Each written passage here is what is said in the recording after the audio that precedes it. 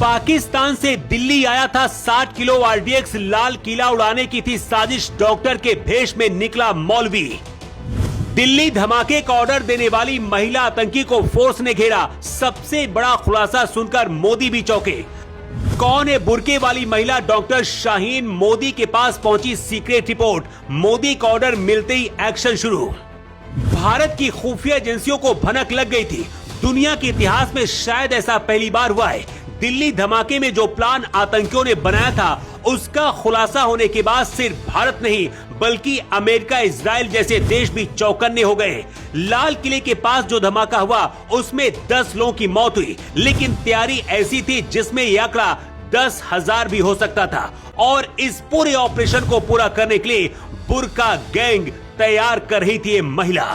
NIA ने जो report सौंपी है उसे देखकर गृह मंत्री अमित शाह की नींद उड़ गई है और मोदी ने भी देखते ही आदेश दे दिया है कि बेगुनाहों की मौत का बदला लिए बिना अब शांति नहीं मिलेगी।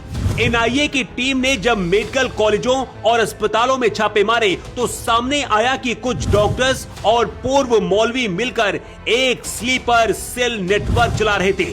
डॉक्टर के लॉकर से मिली AK-47 और कश्मीर कनेक्शन ने जांच एजेंसियों की नींद उड़ा दी है। गृह मंत्री शाह के आदेश के बाद हर तह तक पहुंचने की कोशिश हो रही है और इसी बीच कश्मीर पुलिस और यूपी ATS ने लखनऊ से जिस डॉक्टर परवेज के घर रेड मारी है उसको लेकर बड़ा खुलासा हुआ है। डॉक्टर परवेज आतंकी मॉड्यूल में गिरफ्तार लखनऊ की डॉक्टर शाहीन शाहिदा का भाई है। डॉक्टर शाहीन शाहिदा को कश्मीर पुलिस ने फरीदाबाद से गिरफ्तार किया था और उसे श्रीनगर लेकर गई है।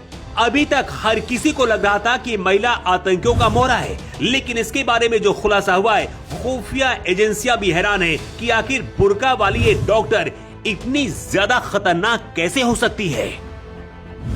जांच में सामने आया है कि डॉक्टर शाहीन को भारत में जैश-ए-मोहम्मद की महिला संगठन जमात-ए-उल-मोमिनीन की कमान सौंपने का जिम्मा दिया गया था।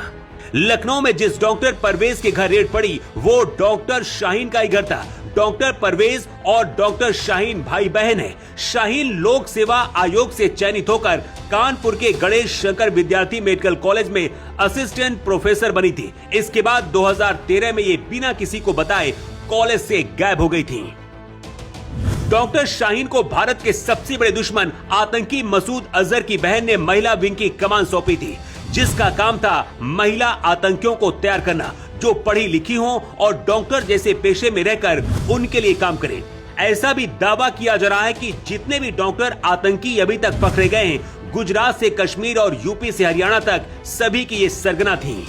अनंतनाग में डॉक्टर के लॉकर से AK-47 मिलने के बाद जम्मू कश्मीर के सभी अस्पतालों और मेडिकल कॉलेजों को सुरक्षा संबंधी सर्कुलर जारी किया गया है। जांच में सामने आया है कि मौलवी इरफान, जो पहले GMC श्रीनगर में पैरा मेडिकल स्टाफ और इमाम था, उसने ही मेडिकल छात्रों को कट्टरपंथी बनाने में अहम भूमिका निभाई। सभी के जैश-ए-मोहम्मद से रिश्ते बताए जा रहे। इन्हीं तीनों ने मिलकर फरीदाबाद दिल्ली मॉड्यूल की नींव रखी थी।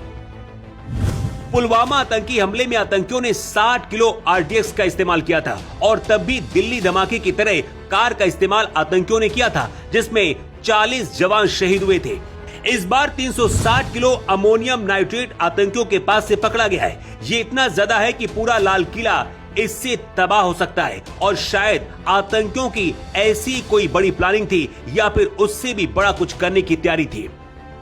भारत के लोगों को अपने देश की खुफिया एजेंसियों पर गर्व करना चाहिए कि इतने बड़े आतंकी मॉड्यूल की प्लानिंग को खत्म कर दिया और जो बचे हैं उनका भी अंत होना पक्का है। गृह मंत्री शाह लगातार अपडेट ले रहे और मोदी ने खुला छूट दी है, कोई भी बचना नहीं चाहिए। अगर जरूरत पड़ी तो पाकिस्तान से भी भारत के दुश्मनों को घसीट कर लाएंगे। शायद ऐसा पहली बार आतंकियों ने इस तरह का प्लान बनाया था जब पेशेवर आतंकियों की जगह जिहादी डॉक्टर का इस्तेमाल किया गया, जो सबसे ज्यादा खतरनाक है।